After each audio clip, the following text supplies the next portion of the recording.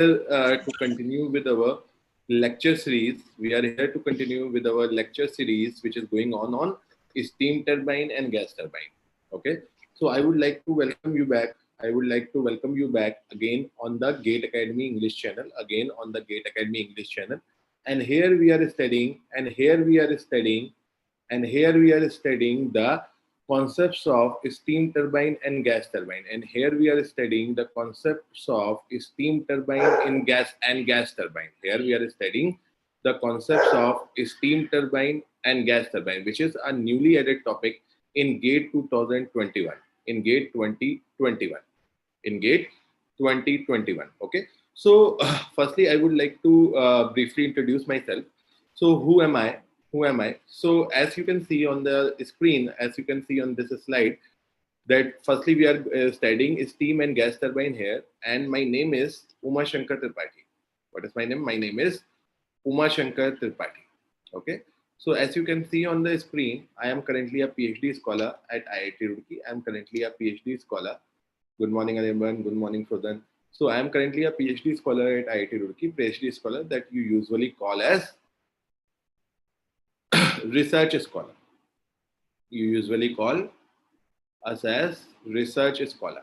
And before getting into the PhD program, I also have completed the MTech from IIT Roorkee itself. And to get admission in IIT Roorkee in GATE 2014, I got 65.66 marks and all India rank of 916. So on the basis of this marks and rank, I took admission in IIT Roorkee in MTech program. Okay, I gave GATE 2015 also, and in that I had 77.02 marks with all India rank of 643. So this is about a little bit about me, as this is our fifth lecture in these. So if this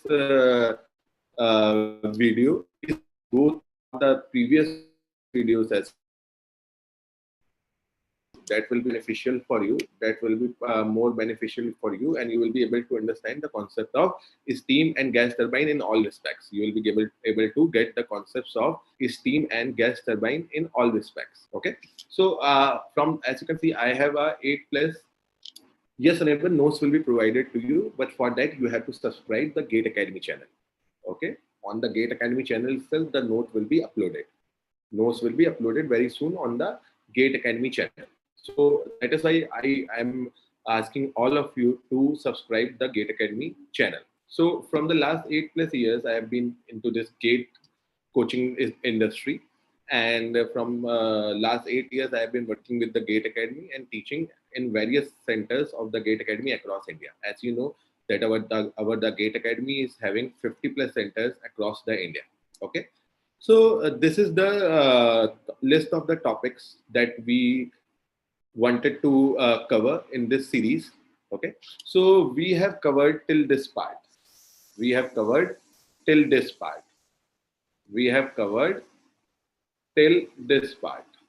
Okay, we have covered till this part. Okay, so now we are going to continue with our Impulse Turbine section 2. Impulse Turbine section 2. So what we have learned in the previous chapter, just let us briefly go through it. In the previous video, what we have learned, we will just quickly go through it. We will just quickly go through it and we'll see. So what we have done, we have introduced what is steam turbine. We have till now introduced what is a steam turbine. Okay, we have till now introduced what is a steam turbine. Good morning, Abhishek. We have introduced what is steam turbine. We have introduced or differentiated between what was already there in GATE syllabus and what is the new addition. What was already there in the what was already there in the GATE syllabus and what is the new addition. Okay, so here in this lecture series, we are going to cover the steam turbine in all respects. So what we have seen till last class, that's in a steam turbine, the steam leaving in a steam turbine, the steam leaving in a steam turbine the steam leaving the boiler. So let's say steam leaves the boiler at point 0, and and and it will leave the whole turbine and enter the condenser at point 1. Okay, so we wanted to unfold this. This is what has been added in the gate syllabus, that now the gate want us to understand that what is happening inside this, what is happening inside this. So we have seen, if it is an impulse turbine, if it is an impulse type of steam turbine, then we can say that a simple type of steam turbine is a combination of nozzle and moving blade. It's impulse or reaction, whatever turbine it is. In reaction, we have fixed blade, as we have seen in the introduction part. But we can, for time being, call that also a nozzle. So we were talking about the impulse turbine. So we have seen that we have nozzle and we have moving blade.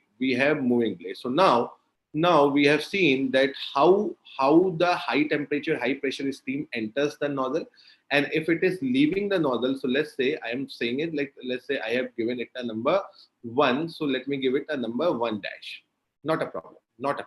Okay. So the steam entering to the nozzle and leaving the nozzle at the state 1 dash. So in the previous lecture, what we have seen, that how much this nozzle can be designed.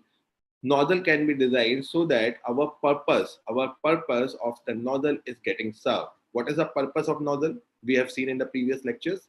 What is the purpose of the nozzle? Is to increase the velocity and decrease the pressure. So we have established this fact in the previous class, that this nozzle can be of two type. This nozzle can be of two type: convergent, right? So if convergent nozzle is there, the flow must be subsonic or incompressible. We have established all this in the previous videos. So if you are, again I'm saying, if you are seeing this video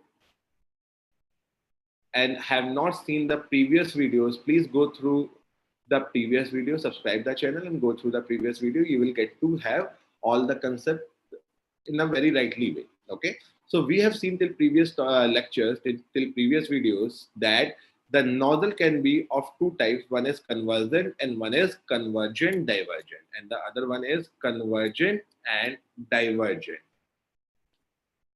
Convergent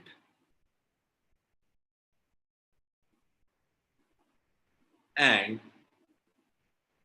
divergent. Convergent and divergent. Okay, so where we use convergent and divergent nozzle, we have established that too. So if the entry to the nozzle is in subsonic state, and exit is in supersonic state, we use the convergent divergent nozzle. So in the previous topic, we have seen a question about the convergent nozzle. We have seen a question on the convergent nozzle, that how we can design it, what should be the area, which kind of pressure we must take or not, back pressure thing, and all these things we have seen in the previous lecture. Now we want to solve a question. We must solve a question on convergent divergent nozzle as well, before going to the moving blade part. So here we go. We have a question on the screen. I have a question on the screen. So everyone who is live in this lecture, I expect you to solve this question right now. We can solve this question, and then we can move to our analysis of the moving blade. After this question, the first part of the impulse turbine will be completed in all respect. As we can see, the nozzle, the impulse steam turbine is majorly of two things, that is nozzle and moving blade. Okay, so with this question, we will be concluding our analysis of the nozzle, and then we will be moving to the second part of the steam turbine, that we call as the moving blades. So please quickly solve this question, then we can move forward. Okay, so those who are live may attempt it right now, and those who are seeing the recorded session, may also attempt to solve this question. I will take a pause here for 2 minutes. Okay. I'll take a pause here for 2 minutes. So what is given to you? Air at 7.8 bar and 180 degrees Celsius expands through a convergent divergent nozzle. So what does that mean? What does that mean? So it means that this is the condition of steam exiting from the boiler. So here it is not steam, it is air. But if steam is there, we have seen what changes we can have when we are using the steam thing, what changes we do have when we are using the steam thing, and what changes we have when we are using different kinds of steam like superheated, dry saturated, wet steam that we have seen in the previous lecture. Okay. Okay. So here air, we are saying air is entering. If steam in place of air is entering, the nozzle, you can say, you can make the changes as have been taught to you, as it has been taught to you. So as we said, we have to design the nozzles. We have to design the nozzle. This question is also in that lead only, that we have to find the area of the throat as well as the area of the exit section. So designing means what? That you have to decide the area. You have to decide the area.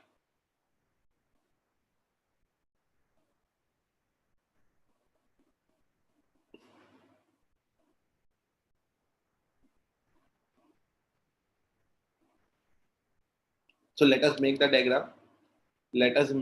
So what we are having here, we are having a convergent divergent nozzle. We are having a convergent divergent nozzle. Okay, we are having a convergent divergent nozzle. So we are having something like this, and what is given to us? That our P naught entry pressure is 7.8 bar. Our entry pressure is 7.8 bar.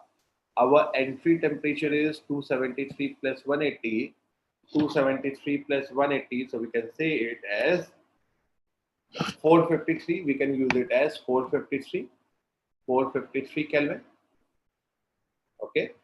What else is given to us? It is given to us the expand through a convergent divergent nozzle in a space of 1.03 bar. So it means that whenever air exits from that divergent section,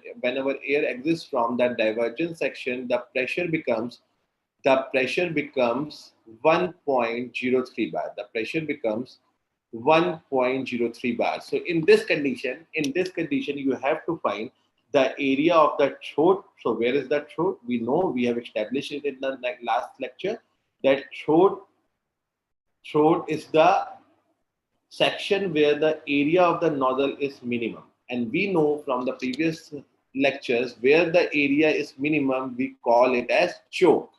We call it as choke section or critical section, whatever you may call it. Okay. So this CC is representing the throat, and as we know in convergent divergent nozzle, at this choke region, our area is minimum. So what we require to solve, what we require to do in the first place, what shall we do? So what we have seen in the last lecture, that first you have to calculate the critical pressure here. So we know from the previous lecture, we have established this relation that PC, critical pressure, is equal to P1 2 upon gamma plus 1 upon to the power gamma upon gamma minus 1. This is what we have established in the previous lecture. Yes or no? Those who are live can respond to me. Okay. So this is what we have established in the previous lecture. Is it or isn't it? So if we calculate the value of PC, we have the value of P1, or that is we are calling as P naught here. Do not get trapped with this notations. Okay. So we have this PC. So our P naught is 7.8 bar. And we have 2, and we know the value of gamma for air. So we can place it like this. 1.4 upon 1.4 minus 1, and from here here you can calculate the value of critical pressure. You can calculate the value of critical pressure. So it is coming out to be 4.12 bar. So this is what we have established in previous lecture, that first of all, in a nozzle question, if there is a choke area present or not, first of all you try to find out the critical pressure. Try to find out the critical pressure. So now tell me, as this nozzle is convergent and divergent, what is the pressure? What is the pressure at the throat region? What is the pressure at the throat region? So this is also the pressure at the throat region. This is what we have established in previous lecture. Pressure at throat region.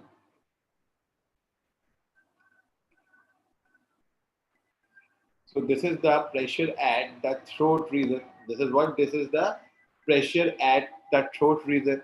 Yes or no? Manusmita, you are not calculating it correctly. Just place the values rightly. You will get 4.12 bar. Everybody else is getting what? Tarun, Savar, Bharat, Anirban, Frozen. What value are getting of this pressure? Of critical pressure? Can you tell me?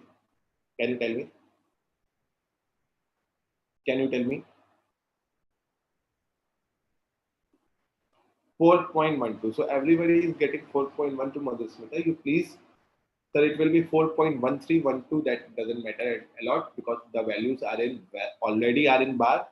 Okay, so now we require the area. Now see, we require an area.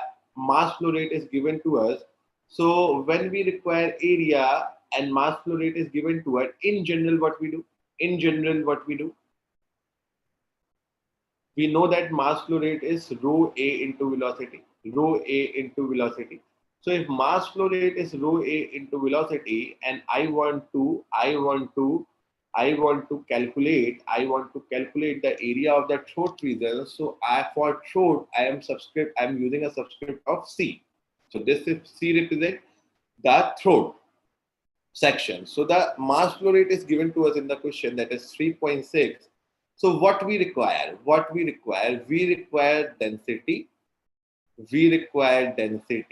At throat. We require velocity at throat. So if I get these two things, I'll be able to find my area. So let us find the velocity at the throat section. So in the previous lecture, we have established this fact. That our velocity at the section of the throat, or at the critical section, is nothing but the velocity of sound. Yes or no? Those who are live can respond to me. So we have established in the previous lecture that our velocity at the choked section, or the critical section, or the throat section is equal to the velocity of sound, or sonic velocity. So from here we can say that we can have the velocity at the section. Now for having this velocity, we require to find this temperature too. Now we have a basic assumption. That's PC by P naught. The flow is isentropic, no? So when the flow is isentropic, I can use the formulas valid for isentropic process. So this is the relation between temperature and pressure in isentropic process. Is it or isn't it? This is the relation of temperature and pressure in isentropic process. All right. So from here we have PC, we have P naught, we have T naught is given to us in the question. So gamma we have. So can we have the value of TC? Can we have the value of CC? So most certainly you can have the value of TC. So you place all these values, value of critical pressure. What is the critical pressure we are having? We are having critical pressure of 4.12 bar. We are having the initial pressure as 7.8 bar, and we are having the initial temperature as 453 Kelvin. So can we calculate the temperature at the throat section? Can you please cross check? So This is coming out to be 377.5 Kelvin. If I am making any calculation mistake, just do let me know. The students who are live can tell me that. The students who are live can respond to me. Okay. So we have this critical temperature or the temperature at the throw section as 377.5 Kelvin. So by putting this back into the velocity equation, if we put this back into the velocity equation, can we have the velocity of sound? Can we have the velocity of sound? So yes, most certainly we can have this velocity of sound. So our velocity of sound will be gamma into r. We know the value of r for air, and don't make this mistake of not multiplying 1000, because we require velocity in meter per second. So for that we have to put this r into joule per kg Kelvin. This is a very silly mistake that took place in the previous lecture. In the previous video, we also have made this mistake and we corrected it. So 1.4 into 0.287 into 1000 into 377.5. So what is this velocity? What is this velocity at the throat region, which is also equal to the sonic velocity? So it is coming out to be, as Manusmita is telling me, it is 389.5 meter per second. 389.5 meters per second. Frozen, please cross-check your temperature. Cross-check your temperature. What is the value of this temperature? Can anybody else can confirm me? 377.5 Kelvin. Can anybody else tell me this value of the temperature? Can anybody else can tell me the value of this temperature, please? Those who are live can make the calculation with me. Can make the calculation with me. Can make the calculation with me.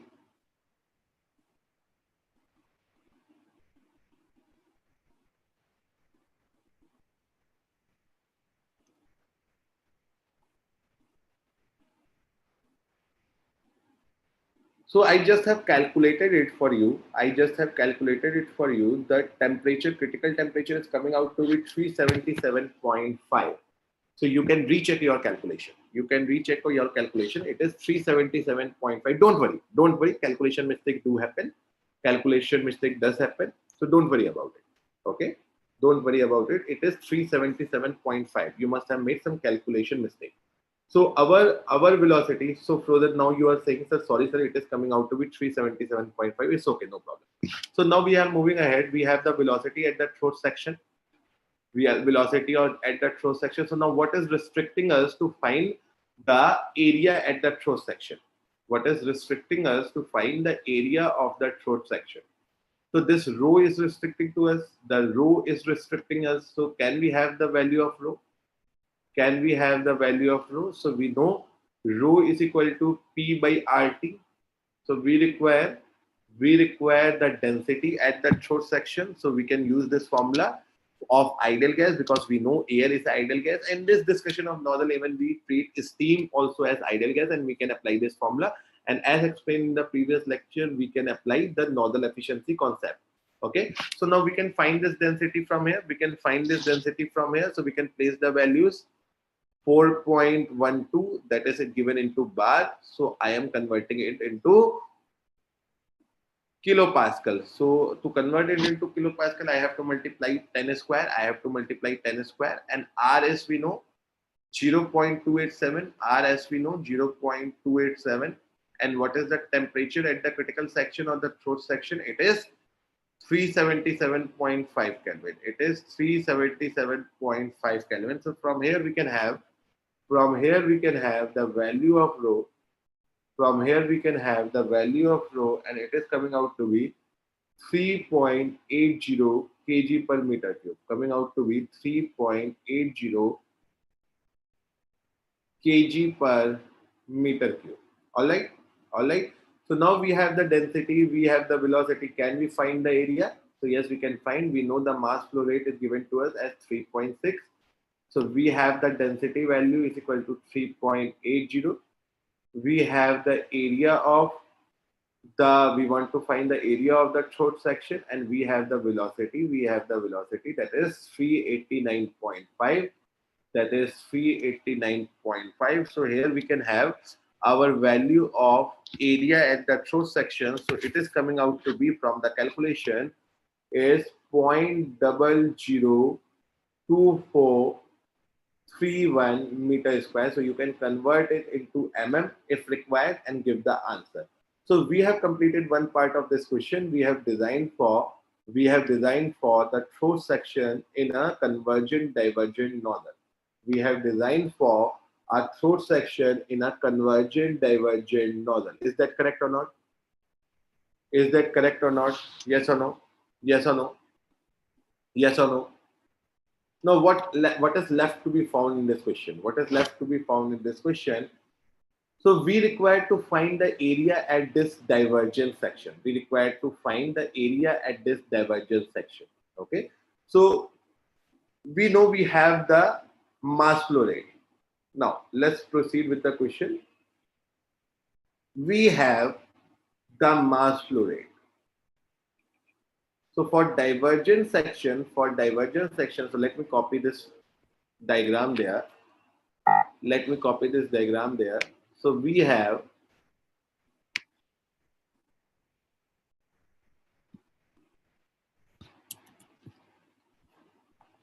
so I just copied the whole question here. Okay. So we have to find for divergent section, there's no need of this question here. Okay.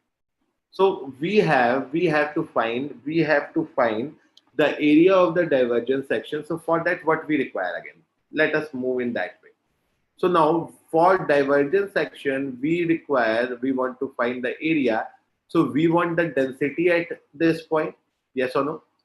We want to find the area at this divergence section. This is what I'm calling as 1. So we want to have the density as well as velocity. So what we can do, we can directly apply the steady flow energy equation. Same procedure we have learned in the previous lecture. Now we are applying it. We want to apply the same concepts here also. So yes, as per Mr. you say, we have to calculate the temperature here. Once we have the temperature, we can have the velocity, we can have the density. We can have the velocity and we can have the density. So that we are going to see. From temperature here directly, we cannot find the velocity because this flow is not sonic. So let's see how we can do it. So we can apply the steady flow energy equation. As I told you that we will be doing all the things with the basic concepts we are having. With the already the knowledge we have, there can be tougher process to solve this question as well. So if we apply a steady flow energy equation, now you can choose to apply between C and 1, or you can directly apply between 0 and 1, doesn't matter. So if we apply a steady flow energy equation from C to 1, what we have? A steady flow energy equation we know as C plus Vc square by 2, and we will have H1 plus V1 square by 2. Okay, you can apply this, and you can also apply a steady flow energy equation between entry to exit. Doesn't matter. So apply the one whom you feel that less calculations are involved. You can cross check by solving this problem, applying a steady flow energy equation in both ways, from C to 1 or from 0 to 1. There will be no difference. But I would say I will go with this. Why I will go with this? Because here V0 will be cancelled out. Yes or no? V0 will be cancelled out, because we have taken this assumption that before entering to the nozzle, the velocity of the stream stream of air or steam, whatever it is very less.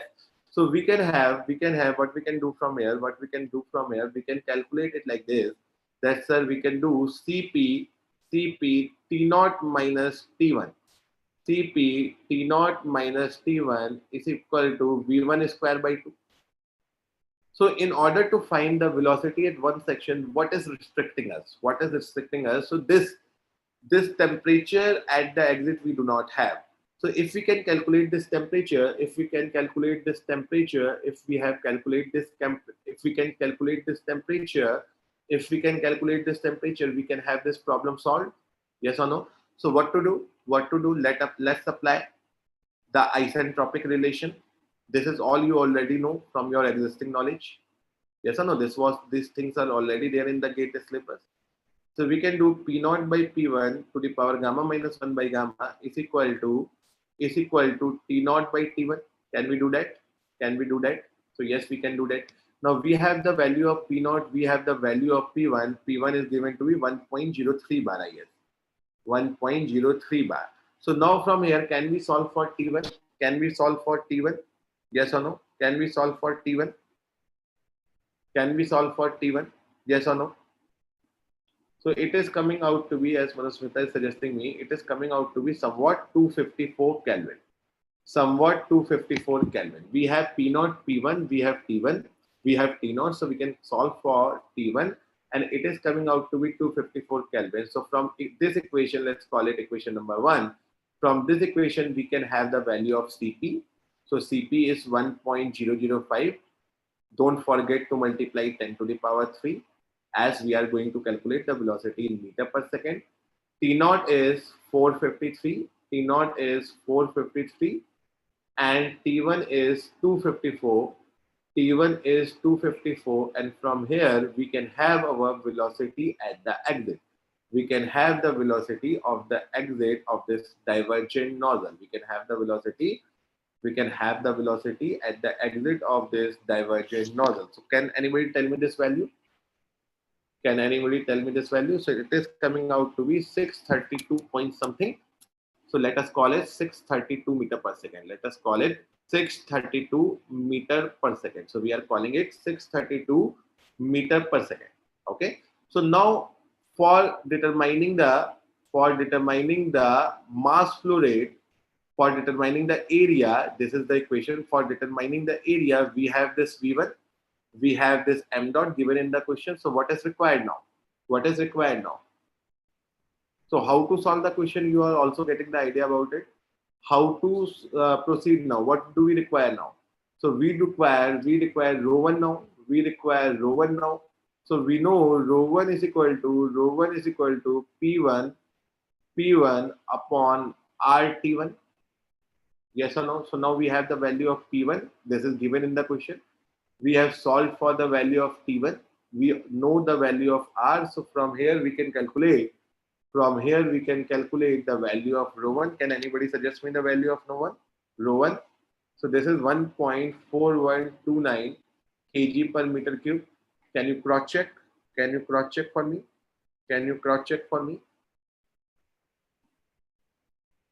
1.41. Okay, so this value is correct. Now we have the value of rho1. We have the value of rho1 also. You can place it in this equation. So we have m dot is equal to 3.6. We have rho1 is equal to 1.4129 into area at the exit into the velocity as we have calculated it. So it is 632. So we can find the area here. And it is coming out to be, we can find the area here.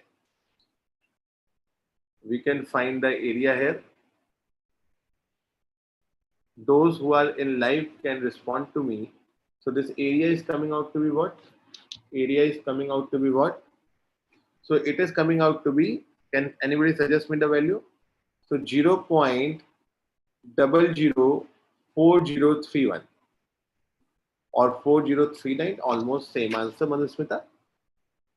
So this is the area in meter square. So now we have the area of, chosen rays. You have to multiply 10 to the power 6 in it to convert it into millimeter square. So it will be 4031 mm square. It will be 4031 mm square. Okay, this is meter square. No, so in order to convert it into mm square, you have to multiply 10 to the power 6. So from this question, now we can design the nozzle. We can design this nozzle. We can design this nozzle. Okay, we can design this nozzle. Yes or no?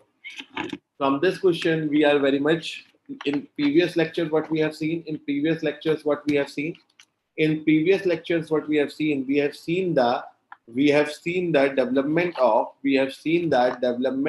what? We have seen the development of convergent nozzle, and here we go with a question. We have seen a convergent divergent nozzle. We have seen the convergent divergent nozzle. So now, as we have studied the nozzle completely, now can we proceed further? Now can we proceed here further? So let us proceed a little bit further.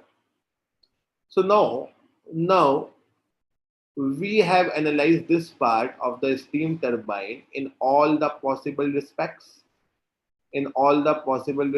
Yes or no? Yes or no? So let's say the steam leaving the nozzle is at state A. So now few questions for you all. Can we find the velocity of exit? Can we find the velocity of exit in the nozzle? Velocity of exit of the nozzle. Okay. And this velocity of exit to the nozzle is the entry velocity, to the moving blade. Is the entry velocity to the moving blade? Yes or no? Is the entry velocity to the moving blade? So now we are going to see. Now we are going to see what? We are going to see the moving blade where the steam is entering with a very high velocity of v1, as we have seen. Like in the last question, the velocity is 632 meter per second, very high velocity. So with this high velocity, when this steam will enter the moving blade region, what they will do? Tell me what they will do. This high velocity steam, when enters the moving blade, what they will do? They will strike. Yes or no? They will strike.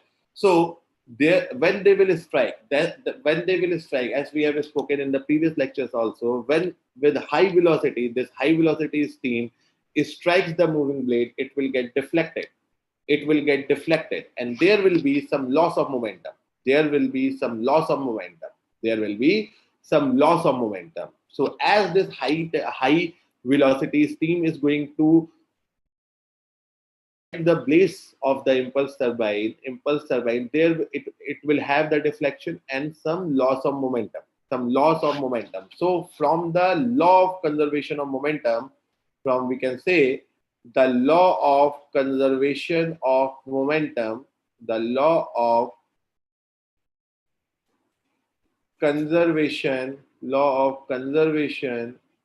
of momentum, what we can say from the law of conservation of momentum, can we say something like this? That momentum of steam, from very basic I am trying to teach you. Momentum of steam at inlet minus momentum of steam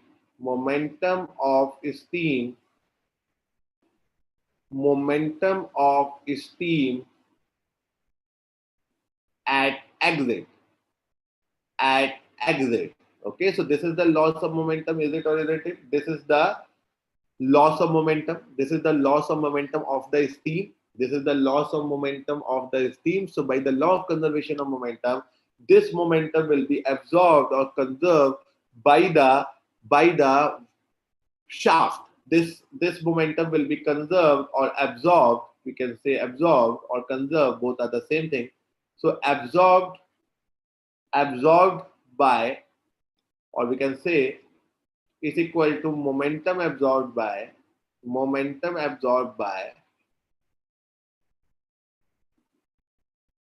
momentum absorbed by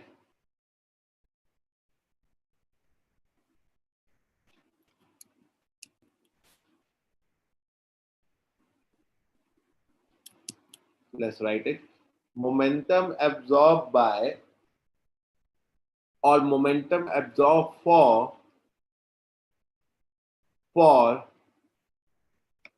producing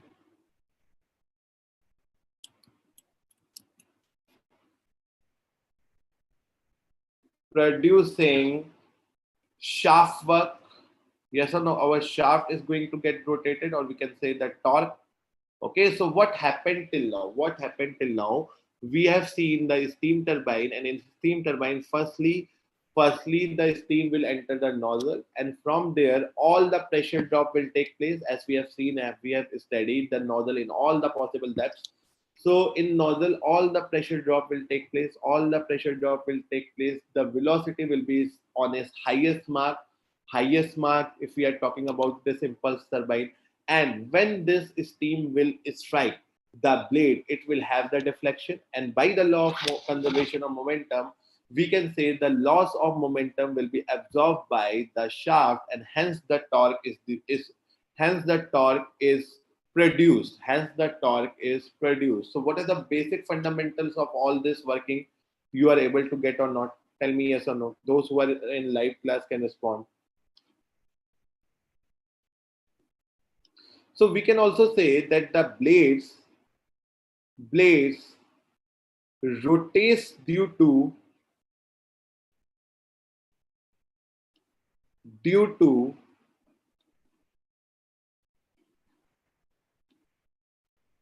the impulsive effect. Yes or no? The blades rotates due to the impulsive effect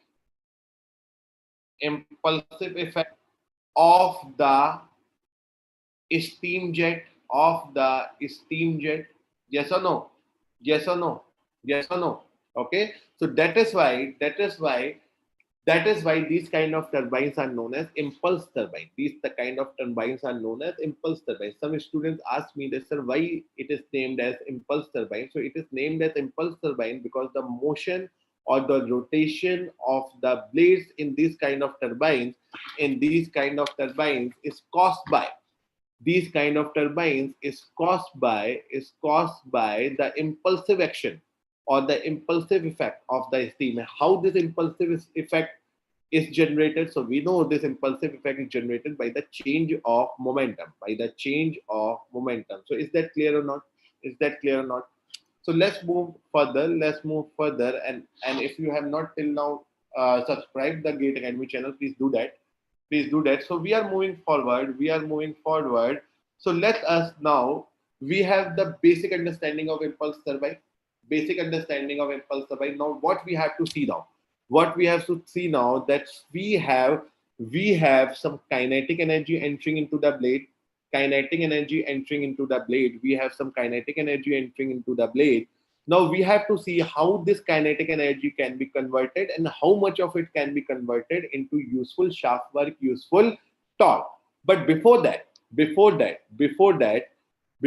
I am going to classify that what kind of impulse turbine we are having. So let's say, firstly, we have, just try to understand this concept. So we have firstly simple impulse turbine. We are now going to classify, as we have classified the steam turbine broadly into two sections. Okay, based on two different classification. We have seen it in our lecture 1, that the steam turbine can be classified as, on the basis of working principle, can be classified as a steam turbine, a impulse turbine and a reaction turbine. In other way, it can be classified as tandem, compounded, or cross compounded. So now here I am going to classify. So so we are here classifying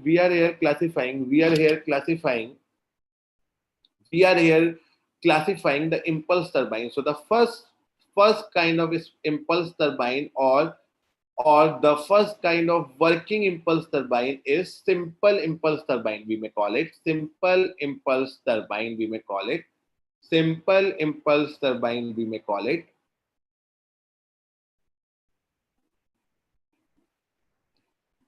Simple impulse turbine, we may call it. And this is also known as D-level turbine. This is the name of the scientist actually. So this is also known as steam, D-level steam turbine, or D-level impulse turbine, or only D-level turbine, only D-level turbine. Okay. Okay. So what is happening in this kind of turbine? What is happening in this kind of turbine? So in this kind of impulse turbine, we have only one set of nozzle. We have only one set of nozzle. So let us make it as we were discussing this kind of thing in the first lecture also. So we have now, let's say, we have now a nozzle and a moving blade. We have now a nozzle and a moving blade. So in simple D-level or simple impulse turbine, or in D-level turbine, we have only one set of nozzle and one set of moving blade. So what is happening here? All the pressure, let's say the pressure at which steam enters the nozzle is P naught, as we are seeing it. So we have all the pressure drop. We have all the pressure drop to be carried out in a single nozzle. All the pressure drop is to be carried out in a single nozzle, and all the rise in the velocity, all the increase of the velocity, or all the conversion of pressure energy into kinetic energy, how you may want to call it. So our initial velocity, let's say, is V naught. Our initial velocity is, let's say, is V naught. So in this kind of turbine, as we are having only one nozzle, as we are having only one nozzle, all the pressure drop is taking place inside the nozzle only. All the pressure drop is taking place inside the nozzle only, and this is the pressure reached. Let's say at this point one. This is the pressure reached at the exit of the nozzle. So it is the minimum pressure in this system. And as we have seen in impulse turbine in moving blade, we have seen all this in the first class too, that in the moving blade, in impulse turbine, pressure do not change. And in the moving blade, velocity changes, velocity decreases. So pressure remains constant in the moving blade. We have seen all this in the first lecture also, but now we are further classifying this thing. So now in the moving blade section, we know the velocity will be decreasing. We know the velocity will be decreasing, and it will be exited at the velocity of 2. Now listen to me carefully. Be careful in this point. So what is the problem? In this kind of turbine? So we have seen in a nozzle, let's go to the basics again. So we have seen this nozzle. This is our nozzle. We know how to design it, how to deal with it. In all respect, we know. If you want to know it and have not seen the previous lecture, please go through them. Okay. So this is, let's say, our 0, and at the exit of the nozzle we have 1. So let us apply the steady flow energy equation. So it is H naught is equal to H1 plus V1 square. So now you are very much comfortable with this, that before entry to the nozzle, we generally neglect the velocity. You can take it also if it is given, but if not given, you do not have to search for it. You can simply neglect it. Okay, so from here, can we say V1 is equal to under root 2 times H naught minus H1, 2 times H naught minus H1. So we can say V1 exit velocity is kind of proportional to the enthalpy difference. Can we or can't we? So if all the change of enthalpy is taking place in only one nozzle, if all the enthalpy difference is taking place in only one nozzle, can we say can we say that delta H, can we say, now listen to me very, very carefully. If all the enthalpy loss is taking place in only one nozzle, can we say that delta H is large? Yes or no? All the enthalpy has been dropped in a single nozzle. All the enthalpy has been dropped in a single nozzle. So if it is dropped in a single nozzle, we can say that our enthalpy difference is very, very high, very, very large.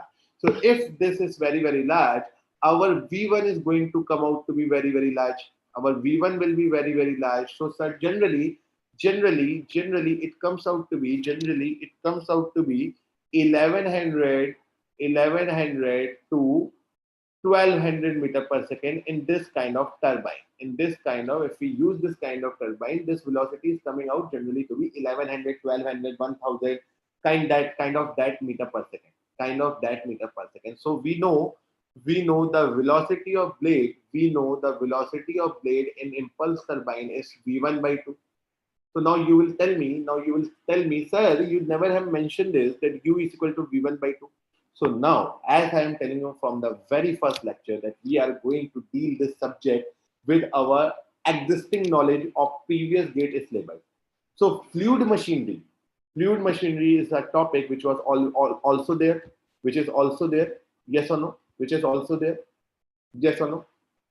In the existing GATE syllabus, those who are seeing this video, seeing this lecture, as we have written that we are dealing with the new syllabus, we are dealing with the new syllabus. So it is our duty to tell you that what is new, what is old. So we have seen the fluid machinery, and in that fluid machinery we have impulse turbine too. So the principle of this impulse turbine and that impulse turbine is nothing but same only. So if you refer that, and we are going to draw the velocity diagram also, although it is common in there and in this place also, both velocity diagrams are common, but we'll make it here also, don't worry. But from that impulse turbine knowledge, I can directly use here, U is equal to V1 by 2. So what is this U? What is this U? So this U is blade velocity. This U is the velocity of the blade. So if you try to find it, this U is pi dn by 60. So we have now two options. Now listen to me, be very careful about it. Otherwise you won't be able to understand this concept.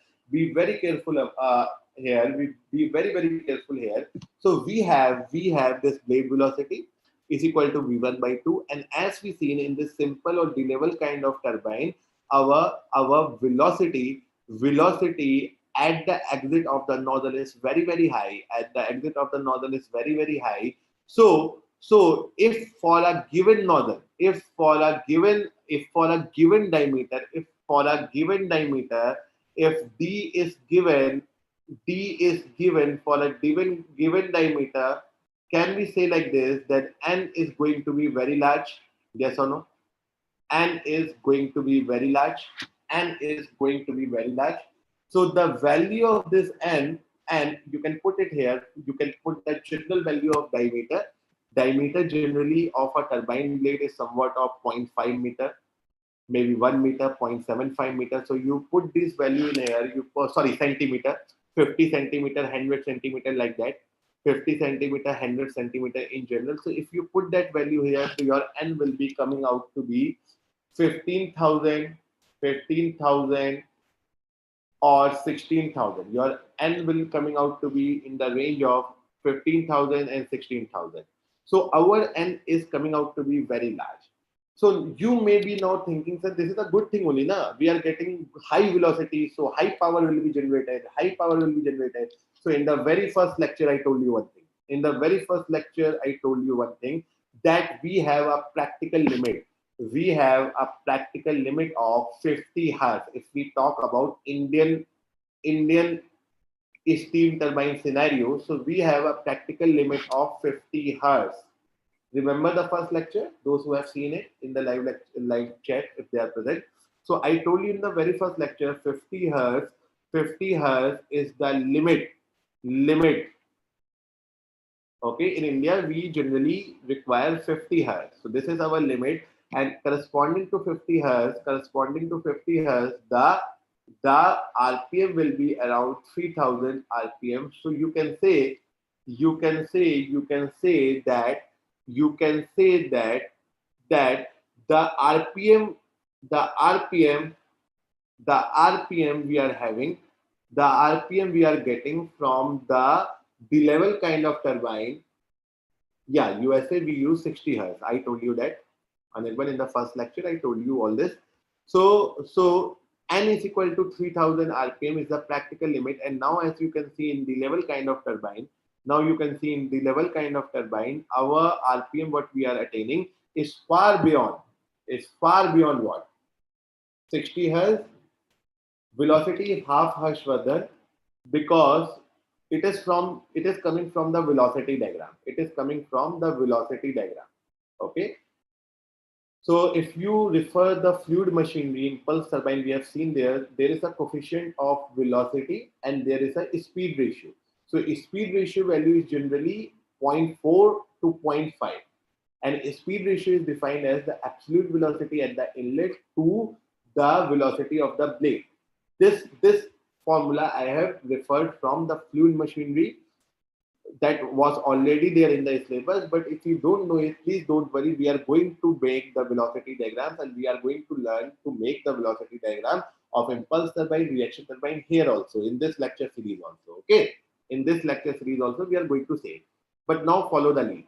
So N is now, if we use this kind of turbine, our RPM coming out, what RPM we are attaining is far beyond.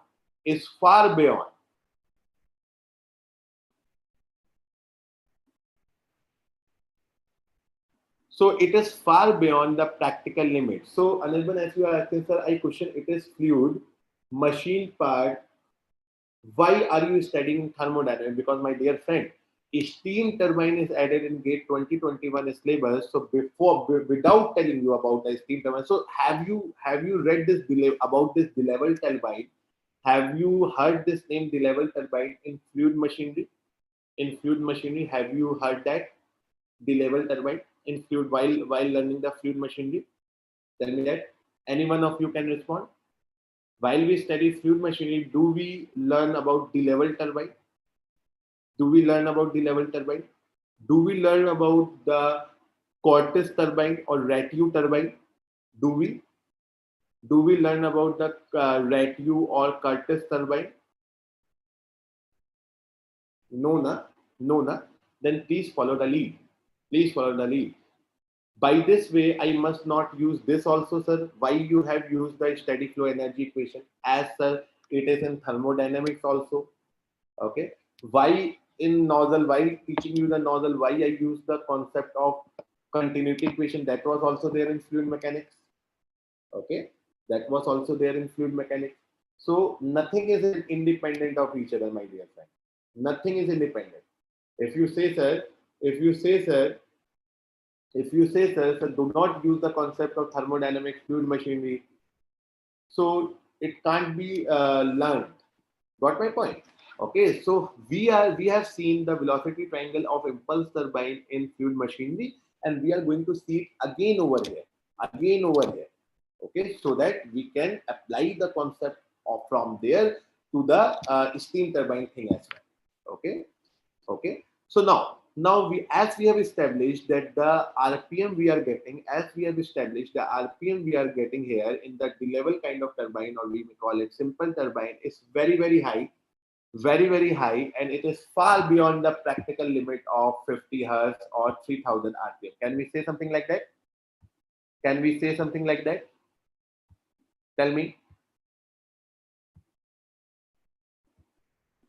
Can we say something like that?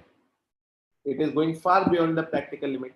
So somebody will suggest, sir, why not increase the diameter and reduce this RPM to the practical limit? So I would say you can do that. That's why I said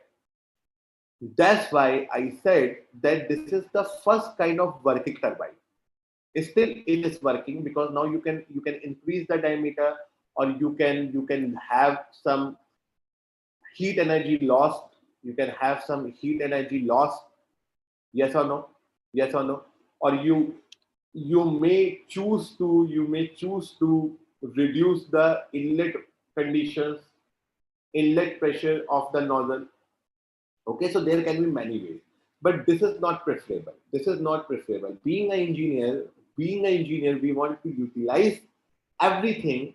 We want to utilize every single part of the energy, every single part of the energy, and the system. Your system will also be bulky. Okay, if we increase the diameter, yes. So if we lose the energy, if we lose any part of energy, I always tell my students that being an engineer, this is our religion, not to lose what we are going to get. For an engineer, the biggest thing is give less, take more. Give less, take more. So if you are losing your energy, if you are losing your energy, you are not behaving like an engineer. Okay, so that is why these kind of, because of these kind of problem, this level kind of turbine, although it's a working turbine, it is not preferred. Although it is a working turbine, it is not preferred. So if we have to write something about this the level turbine, if we want to write something about this the level turbine, so what we can say, that all the pressure drop from this theory can help you while solving the theoretical type of objective problem. So all the pressure drop from boiler pressure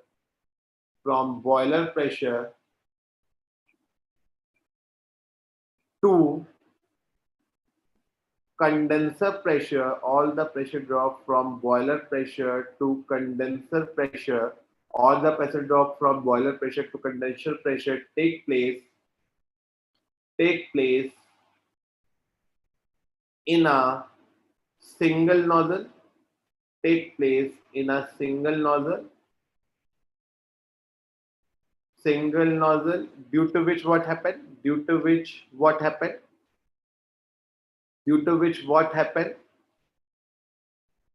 A very high rotational speed, a very high rotational speed,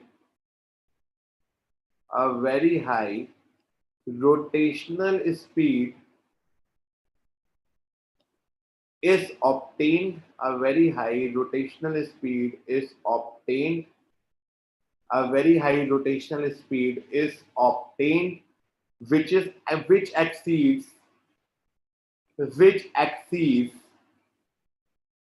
the the practical limit, which exceed the practical limit. All right, which exceed the practical limit. All right, yes or no? Yes or no? All right.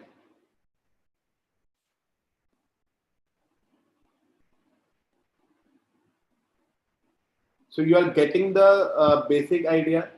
What is behind? What is the reason behind which, due to which simple turbine and the level turbine are not preferred, although it is working turbine? I hope you are getting this idea now. I hope you are getting this idea now. So is it going easy, or something is you are feeling that this is something tough? I am trying to use the existing principles what you have already learned from your thermodynamics and fluid mechanics. Tell me. Those in the live session can respond, and those who are seeing the video also, they can comment and give us the feedback.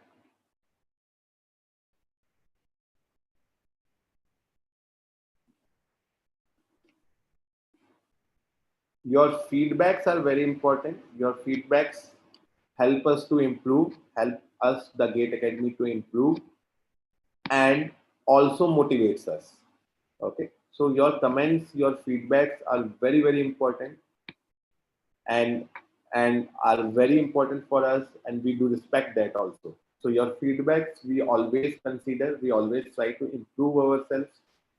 And if you are giving good feedback, we feel motivated about it. Okay.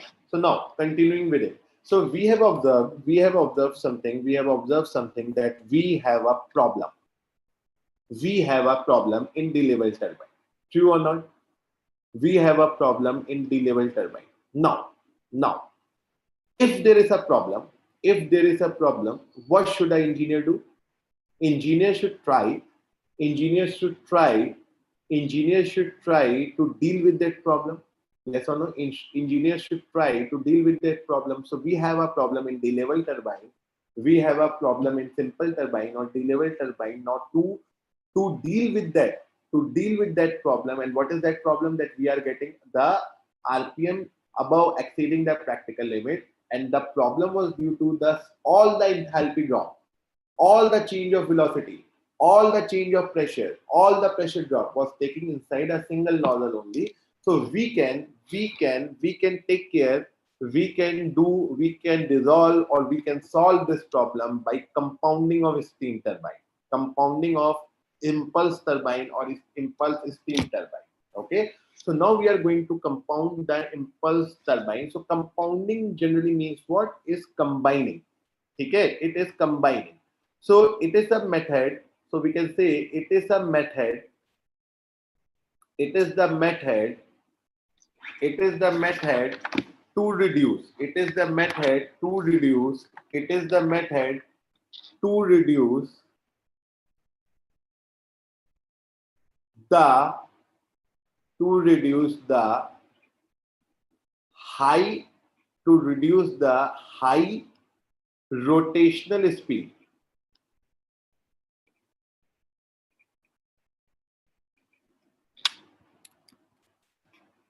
High rotational speed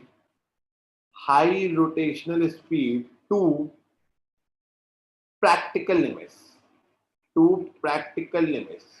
So what was there in the level turbine? The rotational speed was not in practical limit. So by compounding, what we shall do? By compounding, what we must try to do? By compounding, what we must try to do? So by compounding, what we must try to do? By compounding, what we must try to do? We must attempt to bring this high rotational speed into the practical limits. So there can be two ways of doing it. One is pressure compounding. We will see that in depth. Very simple. You will be able to understand it. No worries. So there is a pressure compounding. And if the impulse turbine is pressure compounded, we call it as ratu turbine. This can also come in 1 number objective question. So in ratu turbine, we do pressure compounding. Anirban, you are trying to say something? You can tell me, beta. And other way is velocity compounding.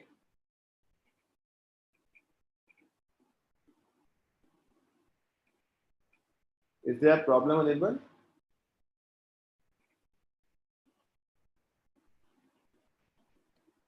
So if we do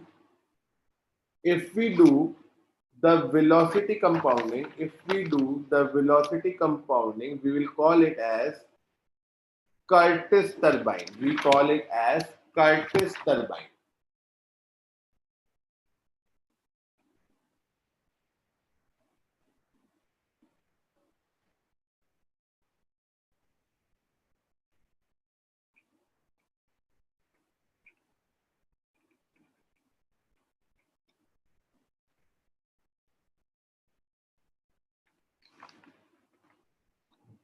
Okay, this question was there in previous year question. Very nice. Okay, so pressure compounding. Okay, let's proceed. So compounding of turbine, we do. What is the purpose of compounding of steam turbine or impulse turbine? Is to bring the high rotational speeds into the practical limits. Okay. Now, what are the two ways of compounding it? One is pressure compounding and the other one is velocity compounding. The other one is velocity compounding. Okay, so first we are going to see how we do the pressure compounding. How we do the pressure compounding. So this is very, very important for objective point of view.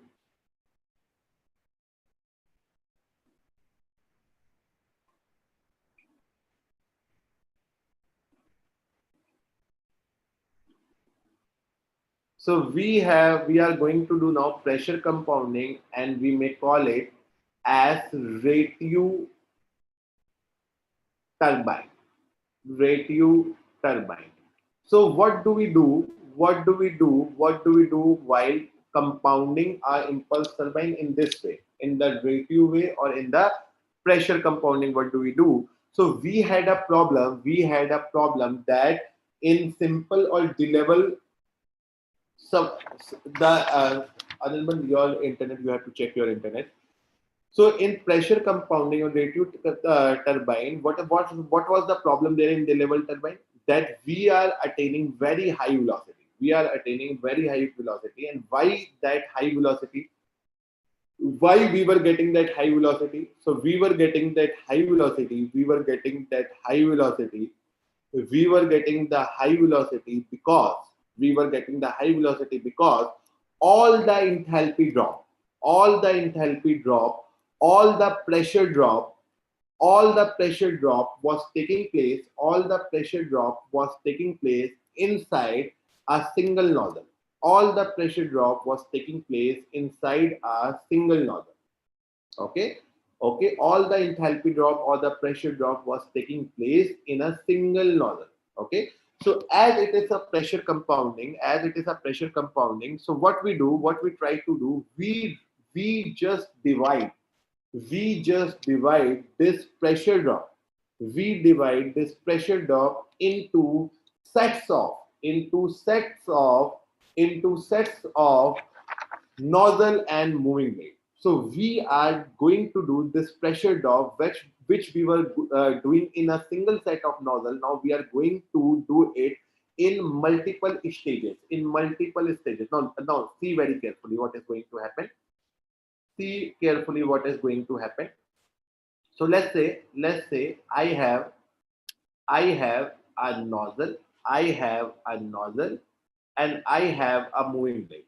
Okay. So if only one nozzle and moving blade is there, we may call it as D-level turbine. We may call it as D-level turbine. Okay. So in a nozzle, what happens? The pressure reduction is there. Let us call it one dash. Let us call it P1 dash. Okay, P1 dash. Okay. So in a nozzle, we know that we have a pressure drop and the velocity certainly increases. We have V naught here. We have, let's say, V1 dash here. So on the exit of the moving blade, while this steam goes in the moving blade, the pressure remains constant. And the velocity decreases. This is what happens. This is what is happening. Yes or no? This is what is happening. The velocity goes on increasing in the decreasing in the moving blade, and pressure remains constant in the moving blade. So if it is a D-level turbine, we are having a nozzle and a moving blade. But as we have compounded it, and in pressure compounding, now you will be able to understand the phenomena. In a pressure compounding, what we do, that now we will make some more stages of, and one stage, as I am saying it, so one stage is nozzle plus moving blade. So this is one stage. This is the first stage. Okay. This is the first stage. This is the second stage. This is the second stage. So in pressure compounding, what happens in pressure compounding? What happens after leaving the moving blade of the first stage?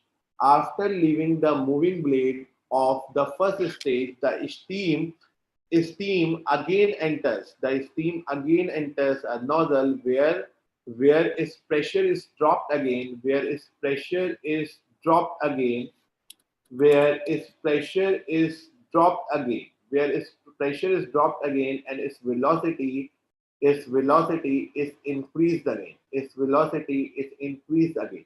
Okay. So when we are using more than one set of nozzles, so all the pressure drop is not taking place, or all the enthalpy drop is not taking place in a single nozzle. We are dividing that pressure drop, or we may say it as we are dividing the enthalpy drop into certain number of stages. Into what? Into certain number of stages.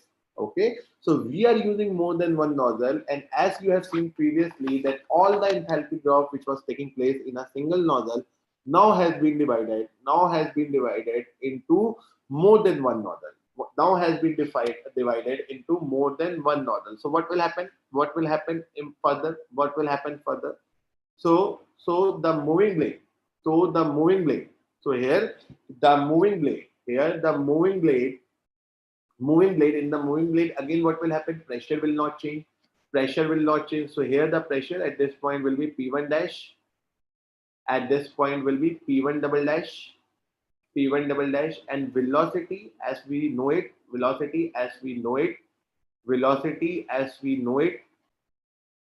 will decrease while flowing through the moving blade. Okay, velocity will again decrease while flowing through the moving blade. So this will be equal to, let's say this will be equal to V1 triple dash. Do not get confused with this nomenclature. You can call it anything.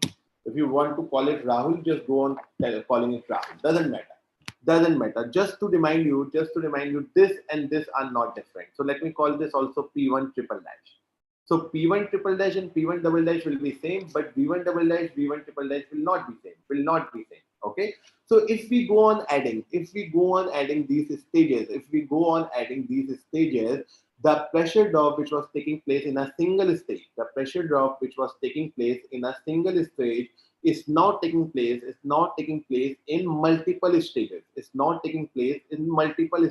So now what we have done, if we have to write something about the pressure compounding, we can say that we have divided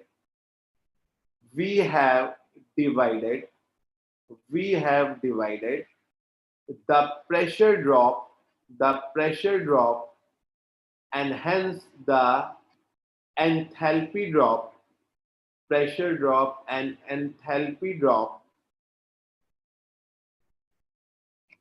We have divided the pressure drop and enthalpy drop into stages. Into stages of nozzle and moving blade. As I told you, in our vacuum turbine, a stage means a nozzle and a moving blade. So what we have done, we have divided the pressure drop and enthalpy drop into stages of nozzle and moving blade. So now you can have some basic understanding that what has happened. Let us compare both of them. What was there in happening. Let's say this is a D-level kind of turbine or simple turbine in which we have only one nozzle and one moving blade.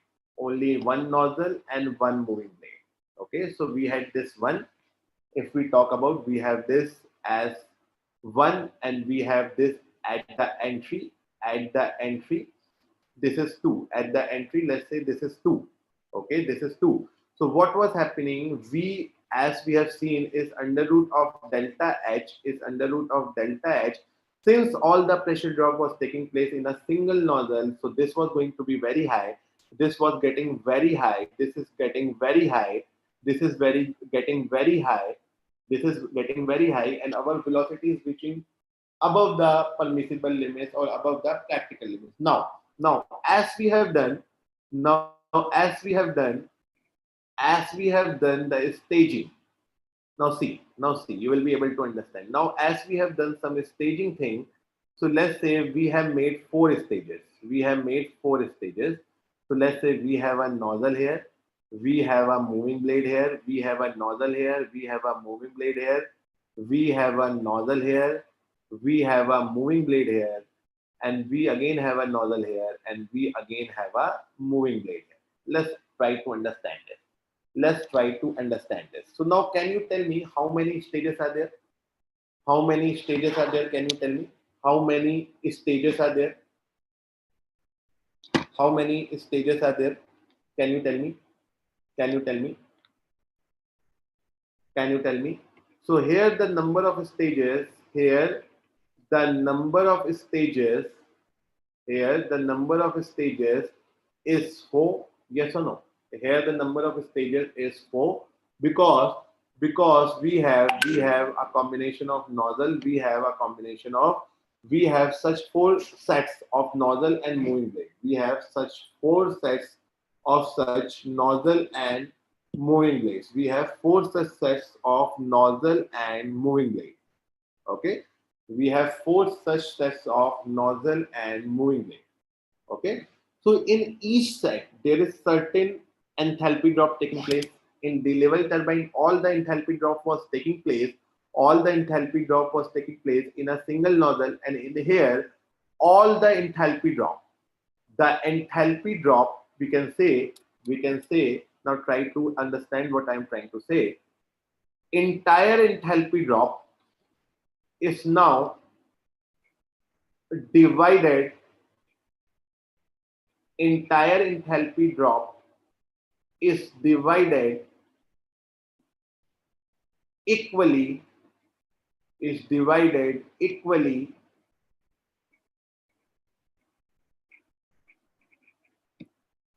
into stages. Yes or no? The entire enthalpy drop is divided equally into stages. So now, as we are seeing this example, we have 4 stages. So can we say the enthalpy drop in each stage is reduced to by a factor 1/4? Can we say that? Can we say something like this? That the entire enthalpy drop between two given pressure ranges, let us compare now. So we are going to compare it. So we have this pressure, let's say P1, we have this pressure P2, and now let's say our one point is here and one point here as 2, because after then this point 2 is here. Okay, so between, we are reducing this pressure from P1 to P2 directly in one go in a simple or D-level turbine. So delta H we were getting it very high. Now we are dividing this pressure drop, the enthalpy drop between 1 and 2 into 4 stages. So can we say like this? That our delta HS is equal to delta H by 4. Now we have divided the big enthalpy drop into 4 stages. Agreed or not? Or as we can say that our velocity was proportional to, we have established this, our velocity was proportional to delta HS.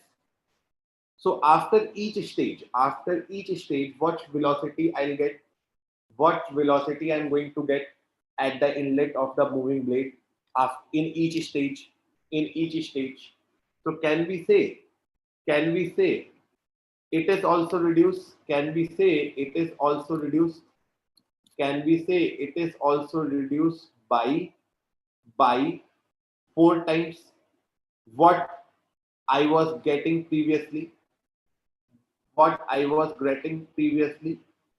So if previously I was getting the velocity of V in each stage, now in each stage now I am getting the velocity, v by 2, So if we generalize this thing, we can say delta Hs is equal to delta H by n, number of stages, as in this case we had 4 stages.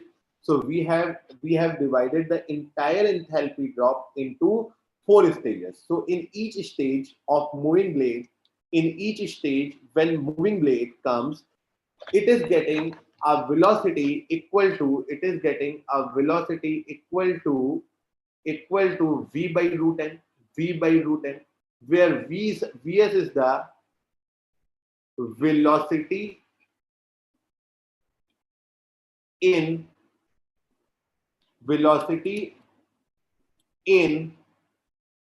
each stage, velocity at exit of the nozzle of each stage. If we want to write it in more nicer way, so velocity at exit of nozzle, velocity at exit of nozzle in each stage, and V is velocity at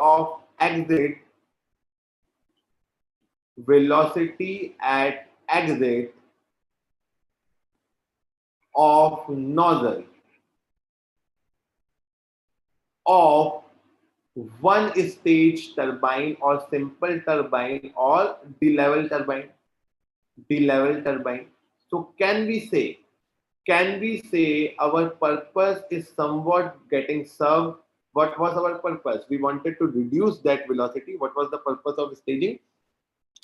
See, it is a method to reduce the high rotational speed to practical limits. So somewhat are we getting this point? That what was the problem? Previously in simple turbine? That the velocity at the entry to the nozzle, the velocity at the exit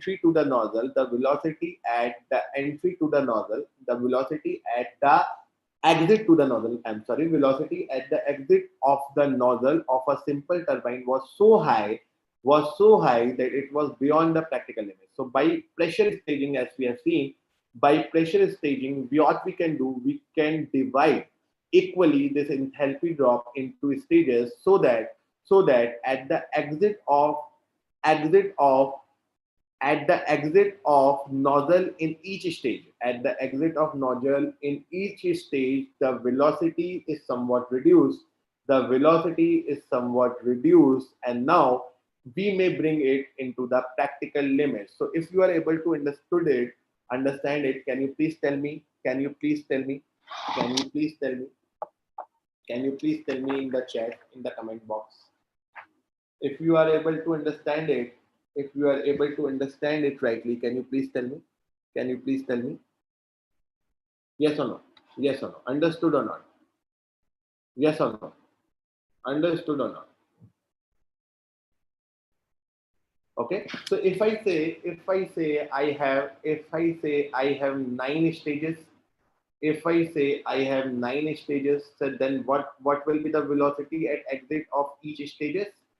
So it will be v by root 9, that is v by 3. That is v by 3. Okay, because we have this formula. So this formula can come in a 1-mark question as well. That if we are doing the Ratio staging, or we are using the Ratio turbine, or we are doing the pressure compounding,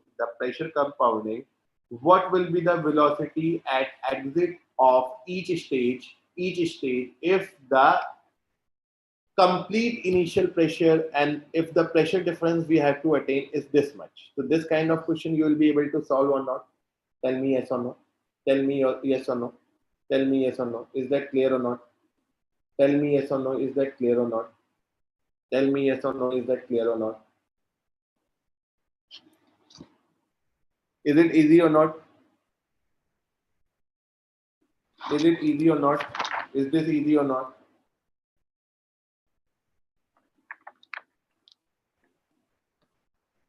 Okay, very nice. So shall we move further? Very nice. Very nice. So this is what is added in GATE syllabus. Previously, you didn't know. Like if we talk about the previous GATE syllabus, these things were not there. These things were not there. We only studied this Rankine cycle. We sometimes do the reheating. We sometimes do the regeneration by using open feed or closed feed water heaters. That was already there in his syllabus. That was already there in his syllabus. But these things were not in the syllabus. These things were not in the syllabus. Okay. Okay. Okay. So moving ahead, now we have to see the velocity compounding. So now you, from this pressure compounding, you must have understood the meaning of compounding and what is our intention of doing it. So very quickly, very briefly, I am going to tell you about the velocity compounding, and the purpose of this kind of compounding is again to reduce the rotational speed to the practical limits. But here we do as the name suggests, we, as in previous case, we were dividing the pressure drop into stages. Here we will divide the velocity drop into stages. We will divide the velocity drop into stages. Now listen to me. This will be clear very easily. So here in velocity compounding or in Curtis compounding, we have only one nozzle. We do not use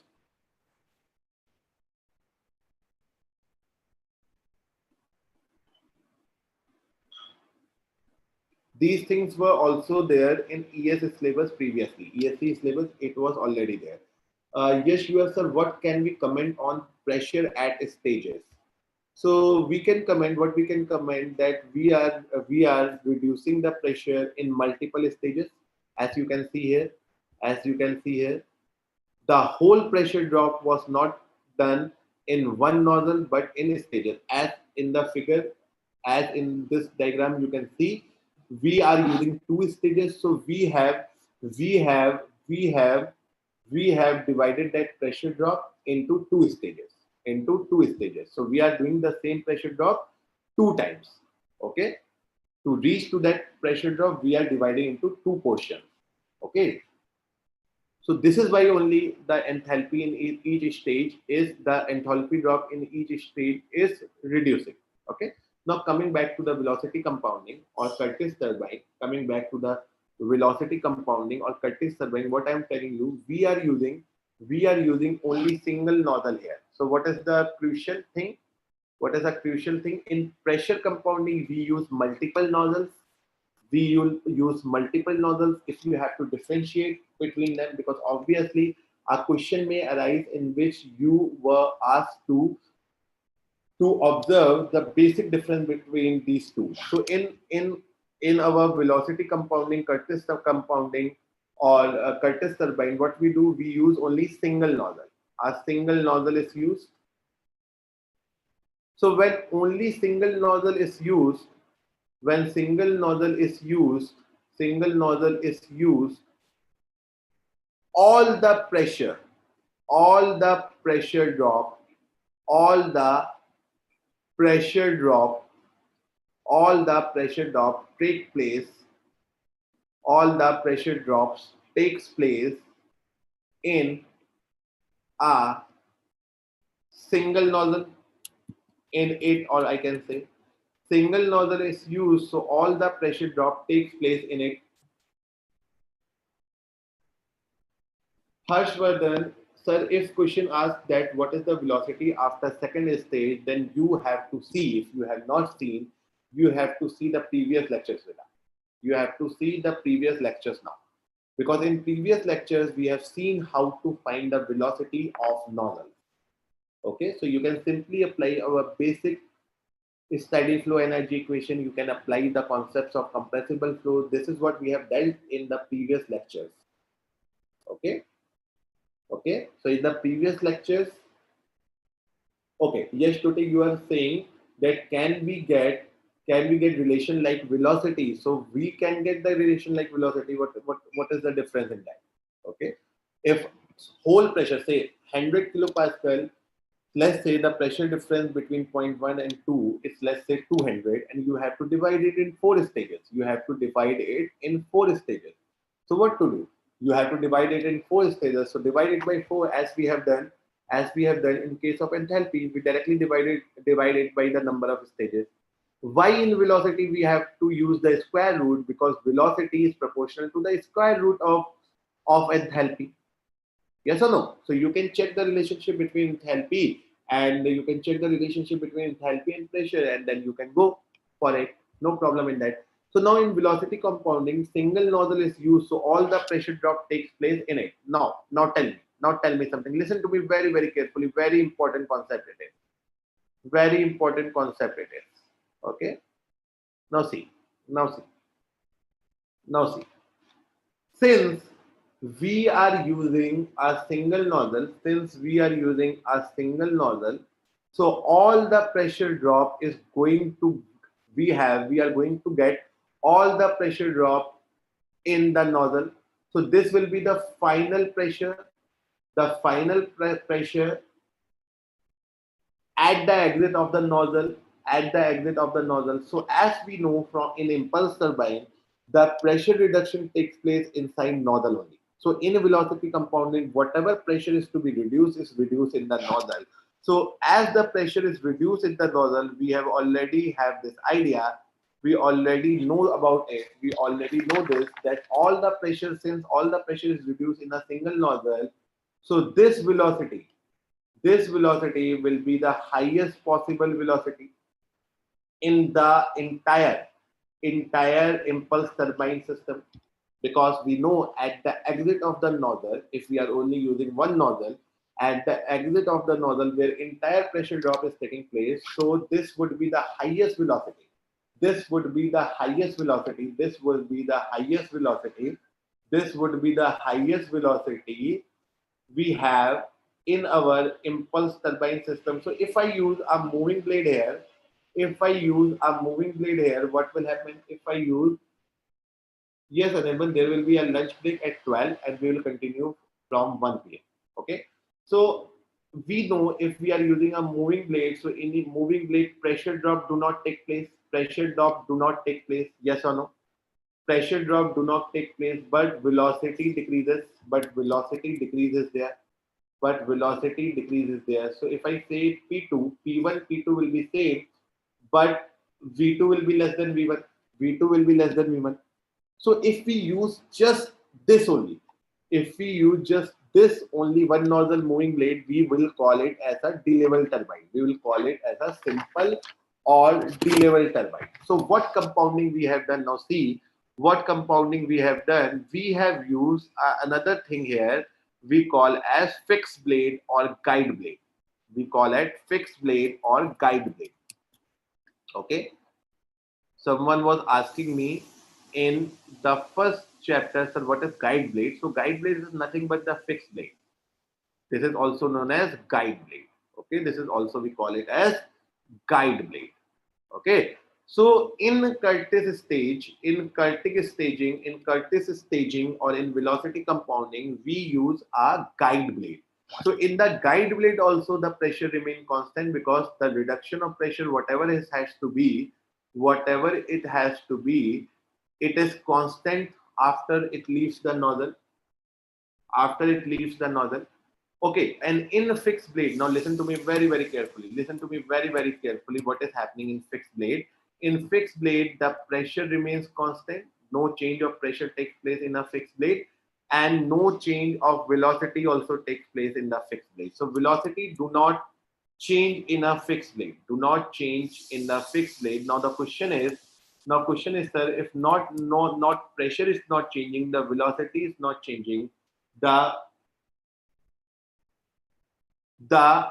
as the pressure is not changing, someone may ask, sir, in fixed blade neither, or guide blade neither pressure is changing, neither velocity is changing. So what role it is playing? In this? So what role it is playing? So in fixed blade or guide blade, I may call it, in guide blade, as the name suggests, in guide blade, the jet is deflected to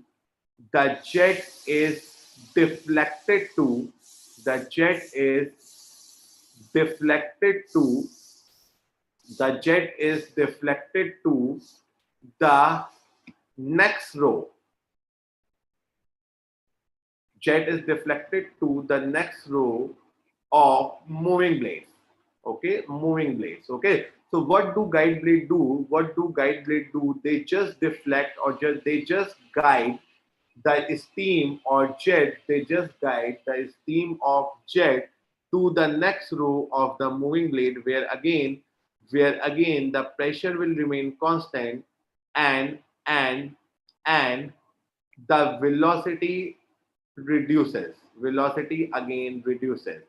Velocity again reduces. Got my point or not? Got my point or not? And this arrangement, what I have made here, is called two-stage Curtis. Two-stage Curtis turbine. This is known as two-stage Curtis turbine. Okay. Why I am calling it as two-stage Curtis turbine? So see how we call it as a stage. How we call it as a stage. So if we cannot let the steam exit the system from the fixed blade. It is of no use. So after a fixed blade, there must be a moving blade. There must be a moving blade. So you can say the two-stage Curtis turbine is the number of moving blade, number of rows of the moving blade we are using in velocity compounding, or twice the number of fixed blade what we are using in twice the number of fixed blade what we are using in velocity compounding. So here what has happened in velocity compounding, all the pressure drop, all the rise of velocity is done in one go in a nozzle, but we didn't let all the velocity to get consumed in a single set of moving blade. After, let's see what is happening here. So after one nozzle, after the steam leaves the nozzle, it enters the moving blade first, and while enters the moving blade, we do not let the velocity to reach or to reduce below a certain limit. Then we put another stage of fixed blade where we deflect that steam, to another row of moving blade, where again the velocity decreases. And as we know, as the velocity decreases, as striking in the moving blade happens, as striking in the moving blade happens, some loss of momentum of steam will lead us to get some torque on the wheel. Okay, so in fixed blade, no loss of momentum is taking place, only change of direction is taking place. So we call it a two-stage Curtis turbine. Now hold. Let us continue. Let me copy this and let me make it here. Fixed blade, Yash, its geometry is like that the steam do not strike it. Although in practical some of striking will happen, but although that we can consider as negligible. So fixed blade design is somewhat like that. Fixed blade or guide blade design is somewhat like that it only deflect the steam, so that it makes, or you can say it is guiding it to the moving blade. It is giving the way, or it is sending the steam to the moving blade, or sending the jet of the steam to the moving blade. Okay. So now if I make, in this figure, if I make another fixed blade, if I use another set of fixed blade, can we say the pressure will remain constant in this fixed blade, and the velocity will also remain constant in this fixed blade? Yes or no? Can we say that the pressure will remain constant in the fixed blade and the velocity will also remain constant in the fixed blade? Yes or no? Can we say that or not? Yes or no? Can we say this or not? Okay. Now, can we let the steam exit to the condenser at this point? Can we let, being an engineer, now please have some common sense. think with some common sense that, sir, at this point, can we let it go to the condenser? So no, we cannot let it, because if you want to send it at this state to the condenser, why to use this set of fixed blade? Why to unnecessary increasing the cost of the system? So fixed blade we will only put when when it is followed by the moving blade. When it is followed by the moving blade. When it is followed by the moving blade. Okay, so then when it is followed by a moving blade, so it is followed by the moving blade. So in the moving blade, the pressure will remain constant and the velocity again decreases. Velocity again decreases. So we call it a three-stage Curtis turbine. So here is a correction also, three-stage Curtis turbine. So previously in while explaining two-stage Curtis turbine, I might have said that's a two-stage Curtis turbine. So we can see it by the number of fixed blade also, that we can double the number of fixed blade to tell the what is the staging. So don't that I am taking back. If I have said it in a flow. Okay, so we decide the stages on the basis of the moving blade, moving blade. So here we cannot say it by counting the number of fixed blade or doubling it or what. Okay, okay. So three-stage turbine, why we are calling it as a three-stage turbine? Because the velocity decrease is happening in three stages. The complete velocity change is happening is in three stages. So with this, are you able to get? With this? Are you able to get what is velocity compounding? What is velocity compounding, and what is pressure compounding, and how? If asked that what is our Curtis turbine, what is our Raythew turbine, will be able to answer it or not? Tell me yes or no. So, so, so, so, is this clear? Till this lecture, it is clear. We have done the compounding of it. So I am writing the names of the turbine. You are now have the idea about the staging of compound turbine. So if we have simple impulse turbine, let me write the names here so that this can also be asked in objective paper. So I am writing the names here. So if we have simple impulse, we can call it the level. If we have pressure impulse or pressure compounded impulse,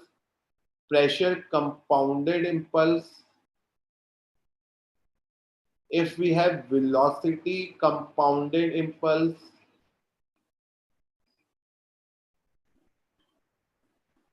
and for sake of writing it at one place, I am also giving you what we have not learnt yet: 50% reaction, and 100%